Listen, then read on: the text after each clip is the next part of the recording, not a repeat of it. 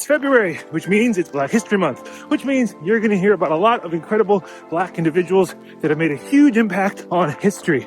But who started Black History Month? That's what we're going to talk about on this run.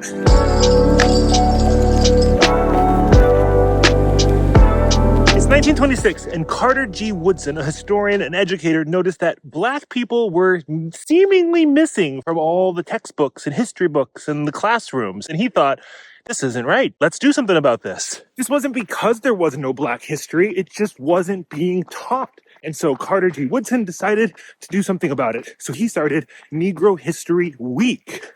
Now, this is 1926, which is a good date to keep in mind because that means 1919, Red Summer, that happened a little while ago. That's when there was an incredible amount of racial violence, specifically towards Black people in 3 major cities in rural Arkansas, Alabama, this one.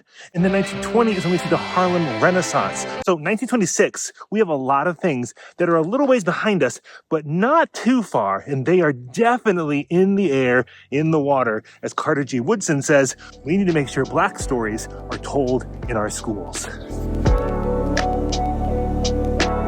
You see, Carter Woodson knew that racial prejudice was merely the result of tradition. He said that it's the inevitable outcome of thorough instruction to the effect that the Negro has never contributed anything to the progress of mankind. Basically, no one knows what Black people have done in the world because we don't tell the stories of what Black people have done in the world.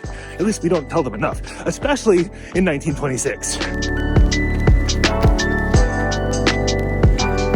And it's worth saying out loud that this whole idea of Negro History Week was designed with Black kids in mind. It was so that Black kids could learn their history of Black people, to have someone to look up to see who's done what, so they can know they can do it too. Yeah, it's great when us white people can learn Black history because it's just history, but we need to recognize who is modeling leadership, success, opportunity, possibility. That is at the core of Negro History Week and Black History Month.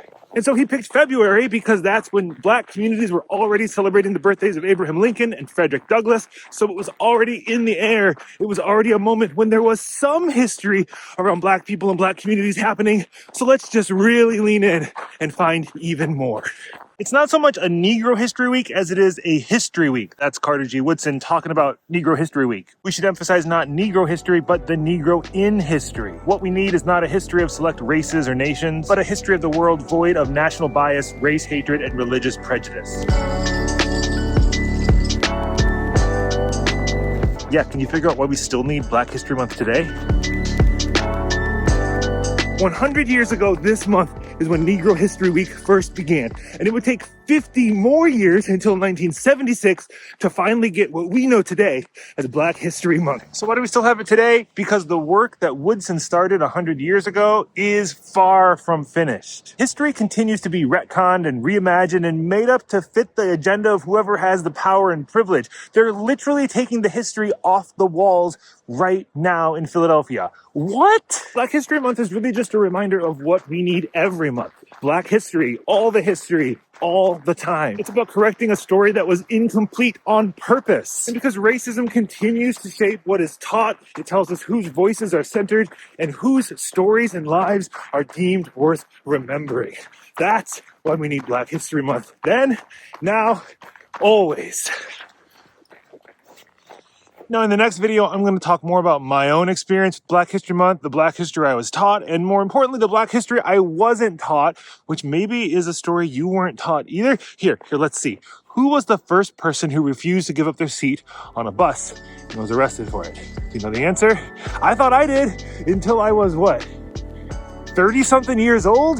What? All right, that's the next video. I'll talk to you then. Bye.